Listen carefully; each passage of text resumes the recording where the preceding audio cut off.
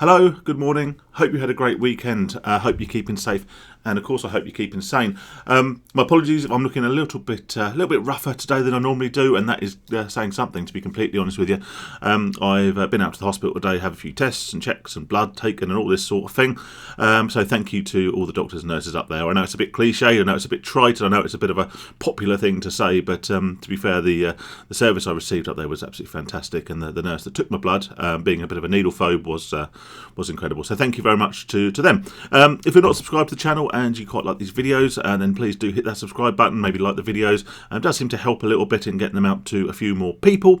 But with that said, I want to talk about Operation Red Meat, as they seem to be labelling it now. I don't know whether this is an official government code name, or whether this is something that the press have dubbed this, as it's seeming to be a bit of an attempt to save Boris's bacon. And yeah, of course they do like a little bit of a play on words, don't they, in the press.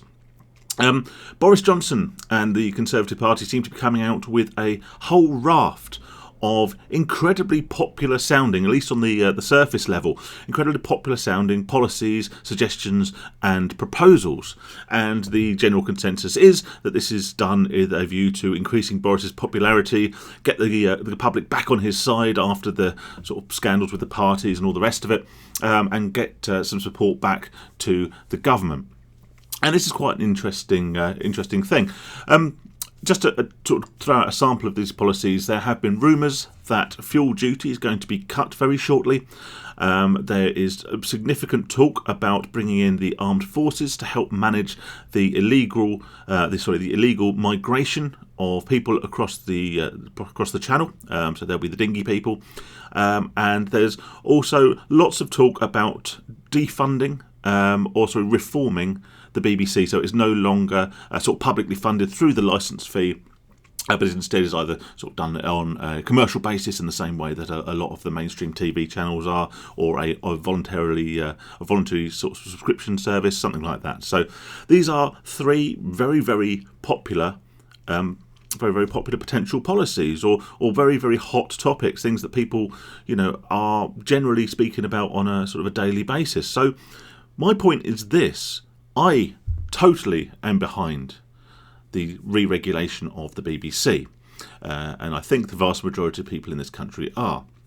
I certainly think something needs to be done about the sheer volume of people coming into this country, and that is definitely inclusive of those coming across illegally from France in, generally speaking, the dinghies or the rubber boats. And before anyone says, "Oh, but Phil, you obviously hate foreigners and you have no sympathy towards those escaping, war-torn countries and all the rest of it," nope, that's not the case at all.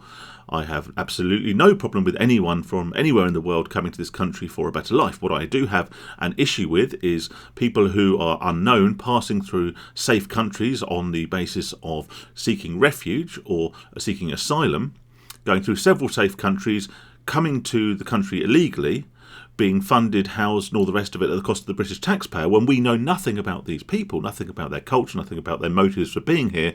And in many cases these people come from a completely different culture, and in often cultures that very much clash with our own. So I'm not against asylum seekers, I'm not against refugees, I'm not against immigration, I'm against massive, large-scale, uncontrolled immigration, of course, because that's economically potentially catastrophic for us. However, my concern is around the unchecked nature of these people.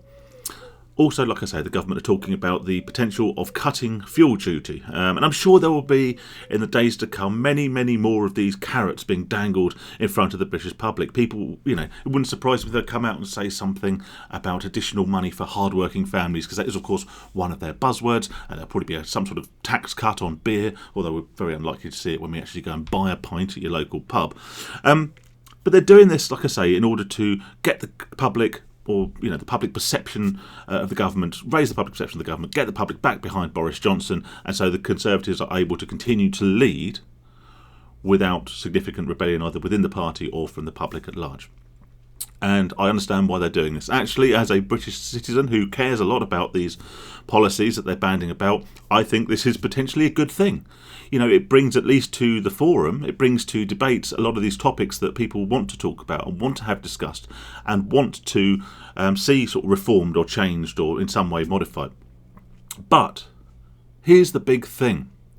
Why has it taken this? Why has it taken the sleaze, the scandals, the parties, all the rest of it, the discreditation of Boris Johnson and of the Tory government, to bring these popular subjects, these popular policies up to debate?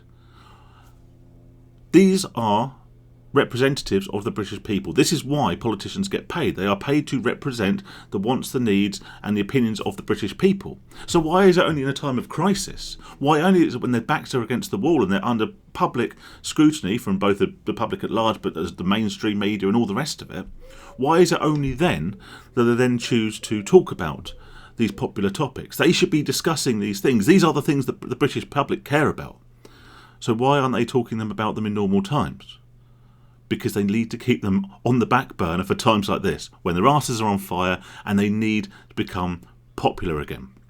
So yes, it'd be great if they cut fuel duty. Yes, I think something should be done about the unchecked immigration that comes across the channel. And yes, I begrudge paying for the BBC, whose box-ticking liberal lefty agenda is, well, basically it means I don't watch it, so I'm paying for something I don't even use.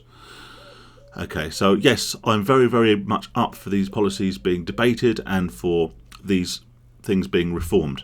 However, the fact that they are doing this purely to appease the public and as a distraction from the sleaze and the scandal and all the rest of it that's been going on with both Boris and with the Tories, I think is purely self-serving rather than actually giving a flying fuck about what the British public care about. Let me know your thoughts. Stay safe and safe.